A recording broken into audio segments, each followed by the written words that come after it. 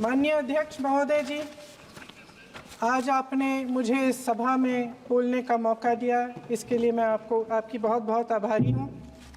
सबसे पहले जो सुरक्षाकर्मी, जो जवान अफसर 13 दिसंबर को संसद की सुरक्षा के लिए शहीद हुए, उनके प्रति मैं श्रद्धांजलि व्यक्त करना चाहती हूँ। महोदय, हजारों साल पुरानी हमारी देश की, धर्म की एक पुरानी परंपरा रही है। ये परंपरा संवाद, चर्चा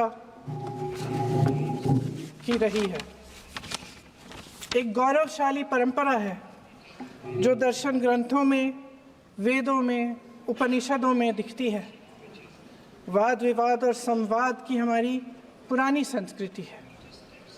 अलग अलग धर्मों में भी, इस्लाम में, सूफियों में, बौद्ध धर्म में, जैन धर्म में, सिख धर्म में भी ये वाद संवाद, ये चर्चा बहस, इसकी संस्कृति रही है।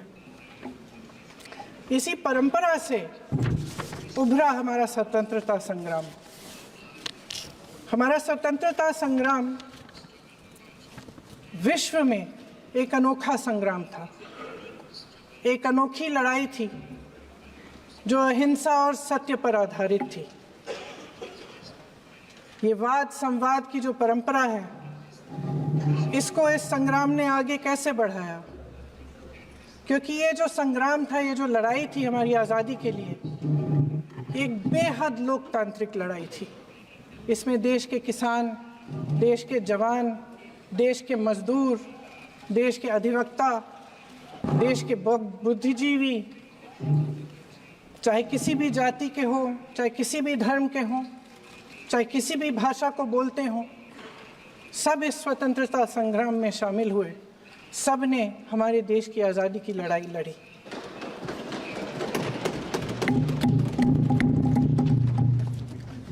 और उसी आज़ादी की लड़ाई से एक आवाज़ उभरी जो हमारी देश की आवाज़ थी। वो आवाज़ ही आज हमारा संविधान है। साहस की आवाज़ थी, हमारी आज़ादी की आवाज़ थी, और उसी की गूंज ने हमारे संविधान को लिखा और बनाया। ये सिर्फ एक दस्तावेज नहीं है। बाबा साहेब अम्बेडकर, मौलाना आज़ाद जी, राजगोपालाचारी जी और जवाहरलाल नेहरू जी और उस समय के तमाम नेता, जैसे आपने कहा, इस संविधान को बनाने की जो कार्य में सालों के लिए जुटे रहे। हमारा संविधान इंसाफ, उम्मीद, अभिव्यक्ति और आकांक्षा की वो ज्योत है जो हर हिंदुस्तानी के दिल में जलती है। अध्यक्ष महोदय, इस ज्योत ने हर एक भारतीय को ये पहचानने की शक्ति दी कि उसे न्याय मिलने का अधिकार है, कि उसमें अपने अधिकारों के लिए आवाज़ उठाने की क्षमता है, कि जब वो आवाज़ उठाएगा तो सत्ता को उसके सामने झुकना पड़ेगा। इस संविधान ने हर एक देशवासी को ये अधिकार दिया कि वो सरकार बना भी सकता है और सरकार बदल भी सकता है। ये ज्योत जो हर हिंदुस्तानी के दिल में जलती है, उसने हर हिंदुस्तानी को ये विश्वास दिया कि देश की संपत्ति में, देश की दौलत में, संसाधनों में उसका भी हिस्सा है, कि उसे एक सुरक्षित भविष्य की उम्मीद का अधिकार है, कि देश बनाने में भी उसकी भागीदारी है। उम्मीद और आशा की ये ज्योत मैंने देश के कोने कोने में खुद देखी है। उन्नाव में मैं एक रेप पीड़िता के घर गई। उसे जलाकर मार डाला था। वो शायद 20-21 साल की होगी। हम सबके बच्चे हैं। हम सोच सकते हैं कि अगर हमारी बेटी के साथ बार बार बलात्कार हुआ और फिर जब वो अपनी लड़ाई लड़ने के लिए गई तो उसको जलाकर मार डाला गया होता तो हम पर क्या बीतती। मैं उस बच्ची के पिता से मिली। उसके खेत जलाए गए थे, उसके भाइयों को पीटा गया था, उसके पिता को बाहर से घर के बाहर घसीट कर मारा गया था। उस पिता ने मुझे बताया कि बेटी, मुझे न्याय चाहिए। मेरी बेटी अपने एफआईआर को दर्ज करने के लिए जब जिले में गई तो उसको मना किया गया। अगले जिले में जाना पड़ा उसे। वो रोज सुबह 6 बजे उठकर तैयार होकर अकेली अपने मुकदमे को लड़ने के लिए अगले जिले में ट्रेन से जाती थी। उसके पिता ने मुझे कहा कि मैंने उससे कहा, बेटी अकेले मत जाओ, छोड़ दो ये लड़ाई। लेकिन उसकी बेटी ने उसको जवाब दिया कि नहीं पिताजी, मैं अकेली जाऊंगी, मैं लड़ूंगी, ये मेरी लड़ाई है, मैं इसको लड़ूंगी। ये लड़ने की क्षमता, ये हिम्मत उस लड़की को और करोड़ों भारत की नारियों को हमारे संविधान ने दी। आगरा में मैं अरुण वाल्मीकि के घर गई।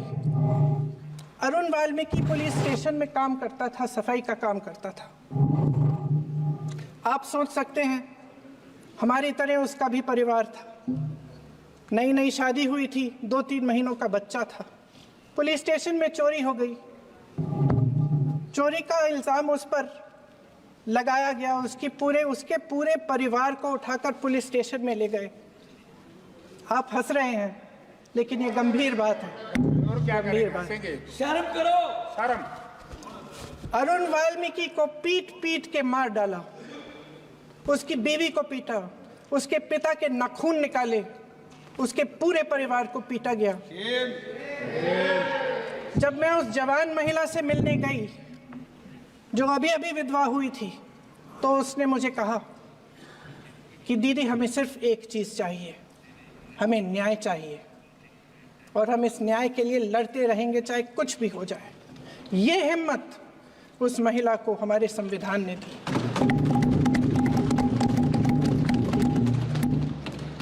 संभल के कुछ लोग आए थे हमसे मिलने, जो मृतकों के परिवार के सदस्य थे।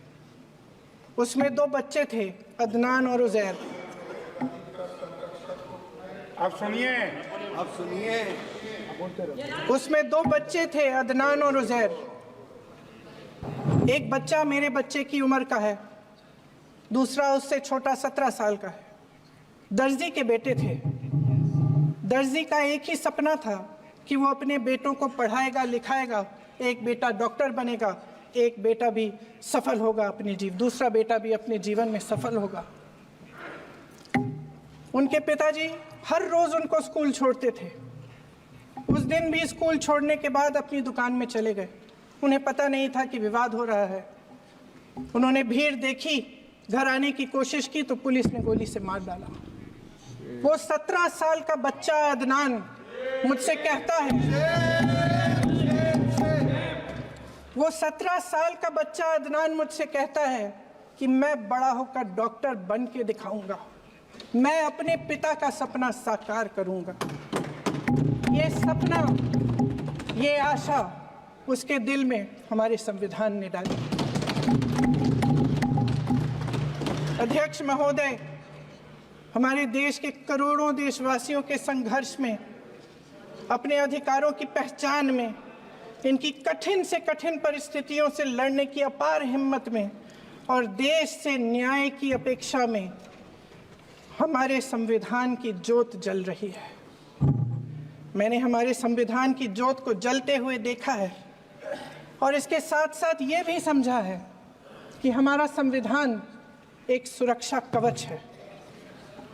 एक ऐसा सुरक्षा कवच है जो देशवासियों को सुरक्षित रखता है, न्याय का कवच है, एकता का कवच है और अभिव्यक्ति की आज़ादी का कवच है।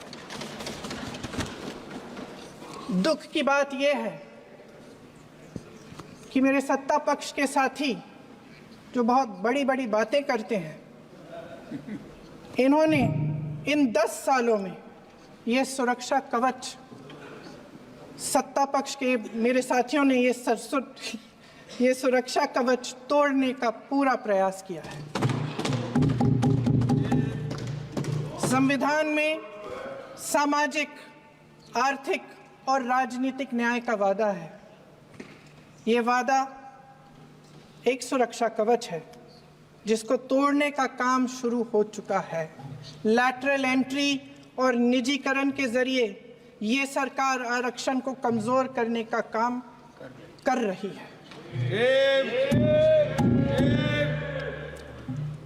अगर लोकसभा में ये नतीजे नहीं आए होते तो ये संविधान बदलने का काम भी शुरू कर लेते। सच्चाई ये है अध्यक्ष महोदय कि आज संविधान बार बार इसलिए कह रहे हैं क्योंकि इस चुनाव में इनको पता चल गया कि इस देश की जनता ही इस संविधान को सुरक्षित रखेगी, कि इस चुनाव में हारते हारते जीतने से इन्हें एहसास हुआ कि ये संविधान बदलने की बात इस देश में नहीं चलेगी। आज जनता की मांग है कि जाति जनगणना हो। सत्ता पक्ष के मेरे साथी ने इसका जिक्र किया। ये जिक्र भी आज इसलिए हो रहा है क्योंकि चुनाव में ये नतीजे आए। ये जाति जनगणना इसलिए जरूरी है ताकि हमें पता चले कि किसकी क्या स्थिति है और नीतियां उस हिसाब से बने। इनकी गंभीरता का प्रमाण ये है कि जब चुनाव में पूरे विपक्ष ने जोरदार आवाज उठाई कि ये जाति जनगणना होनी चाहिए, तो इनका जवाब देखिए। इनका जवाब भैंस भाग भैंस चुरा लेंगे, मंगलसूत्र चुरा लेंगे, इनका ये जवाब था। ये गंभीरता है इनकी जाति जनगणना पर। महोदय, हमारे संविधान ने आर्थिक न्याय की नींव डाली, किसानों, गरीबों और को जमीन बांटी, भूमि सुधार किया, जिसका नाम लेने से कभी कभी आप झिझकते हैं और कभी कभी उनका नाम धड़ाधड़ इस्तेमाल किया जाता है अपने आप को बचाने के लिए। उन्होंने HAL, BHEL, SAIL, GAIL, ONGC, NTPC, railways, IIT, IIM, oil refinery, तमाम PSU बनाए। अध्यक्ष महोदय, उनका नाम पुस्तकों से मिटाया जा सकता है, उनका नाम भाषणों से मिटाया जा सकता है, लेकिन जो उनकी भूमिका रही इस देश की आज़ादी के लिए और इस देश के निर्माण के लिए, वो इस देश में से कभी मिटाया नहीं जा सकता। 75 सालों में जनता का भरोसा रहा कि नीतियां बनेंगी तो जनता की भलाई के लिए बनेंगी। जल जंगल जमीन का अधिकार मिला आदिवासी भाई बहनों को। इंदिरा जी ने बैंकों का राष्ट्रीयकरण करवाया, खदानों का राष्ट्रीयकरण कराया। कांग्रेस और यूपीए की सरकारों में शिक्षा का, भोजन का अधिकार मिला। 75 सालों में जनता का भरोसा मिला। पहले संसद चलती थी तो जनता की उम्मीद होती थी कि सरकार महंगाई और बेरोजगारी पर चर्चा करेगी, कोई उपाय निकालेगी, कोई रास्ता निकालेगी। लोग मानते थे कि अगर कोई नई आर्थिक नीति बनेगी तो देश की अर्थव्यवस्था को मजबूत बनाने के लिए बनेगी, तो भारतीय बाजार को मजबूत बनाने के लिए बनेगी, उनके भविष्य को मजबूत बनाने के लिए बनेगी। किसान और आदिवासी भाई बहन भरोसा करते थे कि यदि जमीन के कानून में संशोधन होगा तो उन्हीं की भलाई के लिए होगा। आप नारी शक्ति की बात करते हैं। आज चुनाव की वजह से शायद इतनी बातचीत हो रही है नारी शक्ति के बारे में, क्योंकि हमारे संविधान ने महिलाओं को यह अधिकार दिया उनकी शक्ति को परिवर्तित किया वोट में, और आज आपको पहचानना पड़ रहा है कि महिलाओं के बिना, कि नारी शक्ति के बिना ये सरकारें नहीं बन सकती हैं। इसीलिए आज आप नारी शक्ति की बातें दोहरा रहे हैं। जो आप नारी शक्ति का अधिनियम लाए हैं उसको लागू क्यों नहीं करते? वो 10 साल बाद लागू क्यों होगा? क्या आज की नारी 10 साल इंतजार करेगी उसके लागू करने के लिए? क्या बात है, क्या बात है।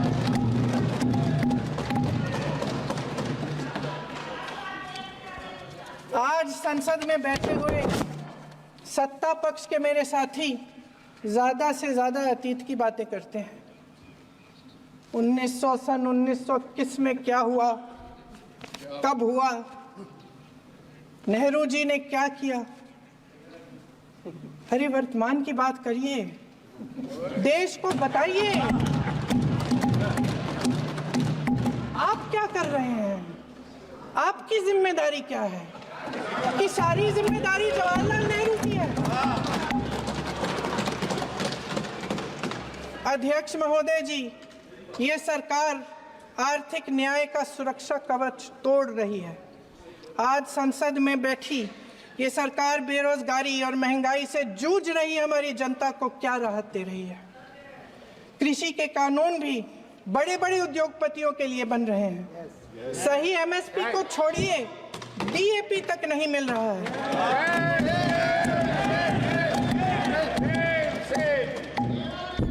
वायनाड से लेकर ललितपुर तक इस देश का किसान रो रहा है। आपदा आती है तो उसको कोई राहत नहीं मिलती। भगवान भरोसे है आज इस देश का किसान, उसको छोड़ दिया गया है। आज हिमाचल में देखिए, जितने भी कानून बने हैं वो सब बड़े बड़े उद्योगपतियों के लिए बन रहे हैं। हिमाचल में जो सेब उगता था उसके जो छोटे छोटे किसान हैं वह रो रहे हैं, क्योंकि एक व्यक्ति के लिए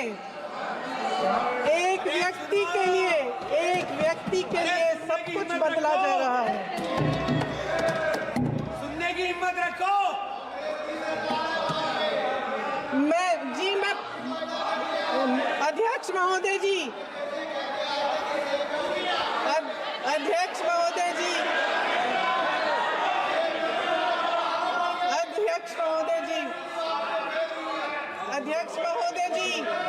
अडानी जी को सारे कोल्ड स्टोरेज प्रदेश की सरकार ने नहीं दिए।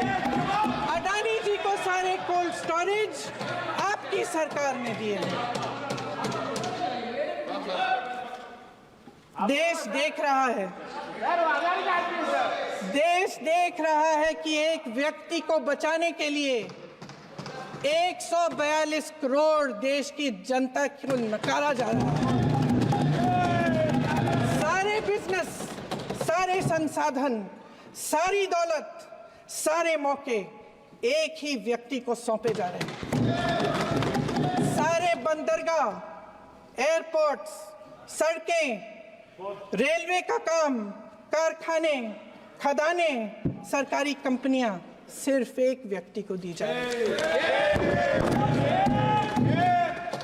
जनता के मन में हमेशा ये विश्वास होता था कि अगर कुछ नहीं है तो संविधान हमारी सुरक्षा करेगा, मगर आज आम लोगों के बीच ये धारणा बनती चली जा रही है कि सरकार सिर्फ अडानी जी के मुनाफे के लिए चल रही है।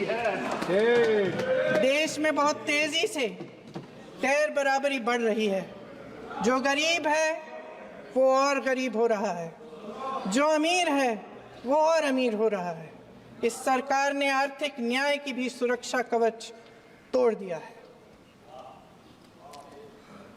राजनीतिक न्याय की जब बात होती है, मेरे सत्ता पक्ष के साथी आज खड़े हुए और तमाम गिनती करने लग गए कि ऐसा हुआ वैसा हुआ, 1975 में जो हुआ, तो सीख लीजिए ना, आप भी सीख लीजिए। आप भी अपनी गलतियों के लिए माफी मांग लीजिए। आप भी बैलेट पे चुनाव कर लीजिए। दूध का दूध पानी का पानी हो जाएगा। आप राजनीतिक न्याय की बात करते हैं, सरकारों को पैसों के बल पर गिरा देते हैं।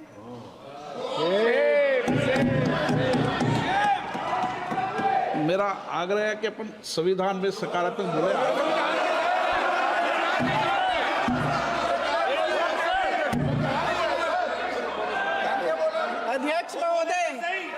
अध्यक्ष महोदय, सत्ता पक्ष के हमारे साथी ने एक उदाहरण दिया उत्तर प्रदेश की सरकार का, तो मैं भी एक उदाहरण दे देती हूँ महाराष्ट्र की सरकार का। मैं भी एक उदाहरण दे देती हूँ हिमाचल की सरकार को तोड़ने की कोशिश किसने की, पैसों के बल पे की, गोवा की सरकार। तमाम उदाहरण राजस्थान की। क्या ये सरकारें जनता ने नहीं चुनी थी? क्या संविधान इन पर लागू नहीं था? पूरी देश की जनता जानती है कि इनका हंसती है, जानती है कि इनके यहाँ तो वॉशिंग मशीन है।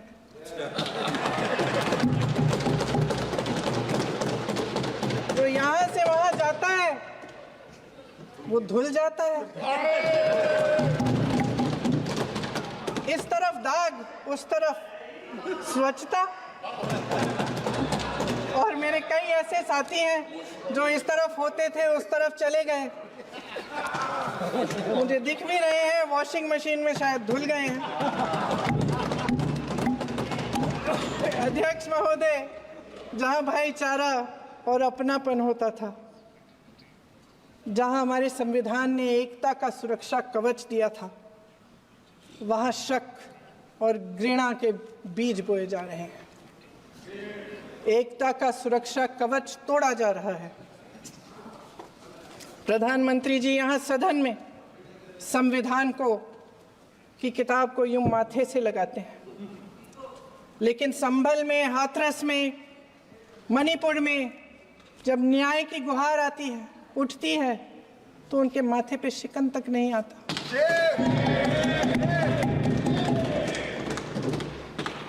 शायद समझ नहीं पाए हैं कि भारत का संविधान संघ का विधान नहीं है।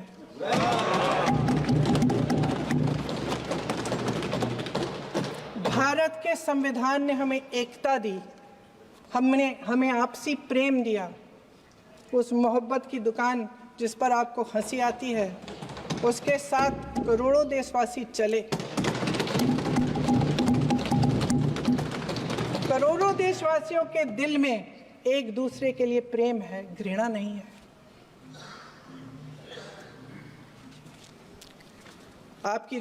इनकी जो विभाजनकारी नीतियां हैं, उसका नतीजा हम रोज देखते हैं। राजनीतिक फायदे के लिए संविधान को छोड़िए, देश की एकता को भी ये रख नहीं सकते, इसकी सुरक्षा नहीं कर सकते। हमने संभल में देखा, मणिपुर में देखा। दरअसल इनका कहना है कि अलग अलग इस देश के अलग अलग हिस्से हैं, लेकिन हमारा संविधान कहता है कि ये देश एक है और ये देश एक रहेगा। जहां खुला विवाद होता था, अभिव्यक्ति का सुरक्षा कवच होता था, इन्होंने भय का माहौल पैदा किया है। सत्ता पक्ष के मेरे साथी अक्सर 75 सालों की बात करते हैं, लेकिन इन 75 सालों में ये उम्मीद, आशा, ये अभिव्यक्ति की ज्योति कभी थमी नहीं, कभी बुझी नहीं। इस देश की जनता ने खुलकर आलोचना की, निडर होकर धरने किए, प्रदर्शन किए। जब जब जनता नाराज हुई, तब तब सत्ता को ललकारा, उसे चेतावनी दी, बड़े से बड़े नेताओं को कटघरे में खड़ा किया, उनसे जवाब मांगा, न्याय मांगा। इस देश के छोटे छोटे से नुक्कड़ की दुकानों में, चाय की दुकानों में, इस देश के घरों में, गलियों में, मोहल्लों में, अखबारों में, प्रकाशन घरों में, न्यायपालिकाओं में चर्चा कभी बंद नहीं हुई, लेकिन आज ये माहौल नहीं है। आज जनता को सच बोलने से डराया जाता है, धमकाया जाता है। पत्रकार हो या विपक्ष का नेता हो या किसी यूनिवर्सिटी का प्रोफेसर हो, छात्र संघ हो या कर्मचारियों का संगठन हो, सबका मुंह बंद कराया जाता है। किसी पे ईडी, किसी पे सीबीआई, किसी पे इनकम टैक्स, फर्जी मुकदमे लगवाए जाते हैं, जेल में डाल दिया जाता है। विपक्षी नेताओं को जेल में डाल दिया जाता है, उनको सताया जाता है। किसी को नहीं छोड़ा इस सरकार ने। देशद्रोही कह के उत्तर प्रदेश में मुझे याद है कुछ अध्यापिकाएं प्रदर्शन कर रही थी, उन पर मुकदमा डाल दिया देशद्रोही का, उन्हें देशद्रोही कह दिया। इन्होंने देश का पूरा माहौल भय से भर दिया है। इनकी मीडिया की मशीन झूठ फैलाती है, तरह तरह के आरोप लगाती है, और शायद वह भी भय में ही है। महोदय, मैं इस सदन को याद दिलाना चाहती हूँ कि ऐसा डर का माहौल देश में अंग्रेजों के राज में था।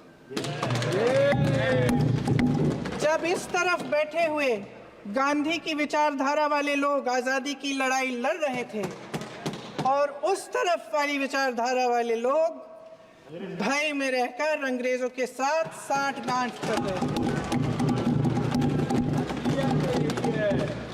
लेकिन अध्यक्ष महोदय, भय का भी अपना स्वभाव होता है। भय फैलाने वाले हमेशा भय का खुद शिकार बन जाते हैं। ये प्रकृति का नियम है। आज इनकी भी यही हालत हो गई है। भय फैलाने के इतने आदी हो गए हैं कि खुद भय में रहने वाले हैं। चर्चा से डरते हैं, आलोचना से घबराते हैं। कई दिनों से हम मांग रहे हैं कि चर्चा करिए, लेकिन चर्चा करने की हिम्मत ही नहीं है।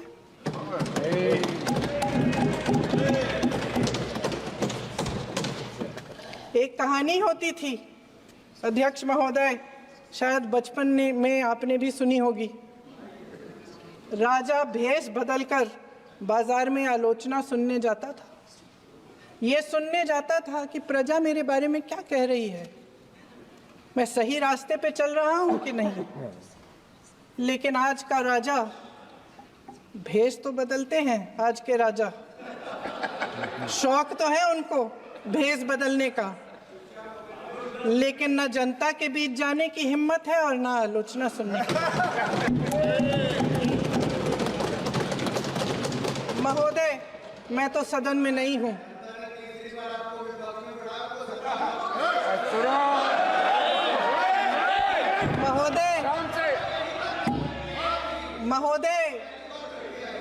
महोदय, जनता में बहुत विवेक है, ये सही है।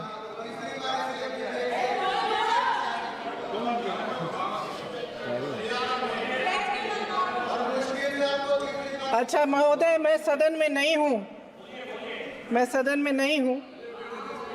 कुछ, हाँ ठीक है, मैं सदन में नहीं हूँ, मात्र 15 दिनों से आ रही हूँ।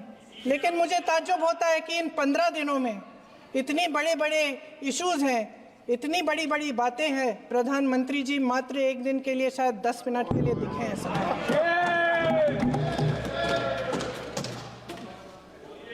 बात यह है अध्यक्ष महोदय जी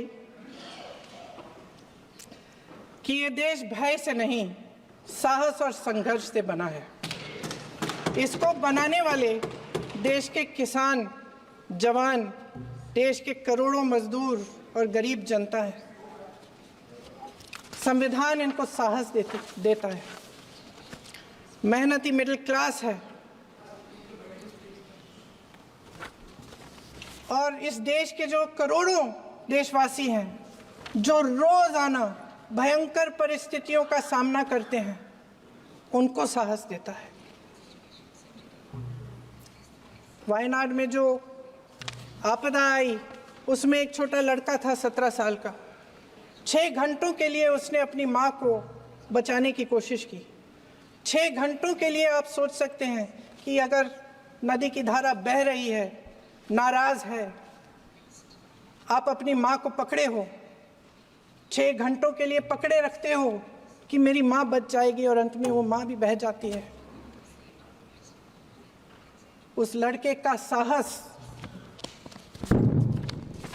उन महिलाओं का साहस जो पीड़ित हैं लेकिन फिर भी अपनी लड़ाई लड़ रहे हैं, उन संभल के बच्चों का साहस जिनके पिताजी अभी अभी गुजर गए लेकिन फिर भी उनके सपनों को साकार करने की हिम्मत है, उनका साहस है, वो साहस इस संविधान ने दिया है।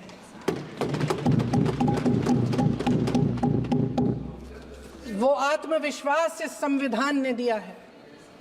ये देश भय से नहीं चल सकता, ये देश साहस से ही चलेगा।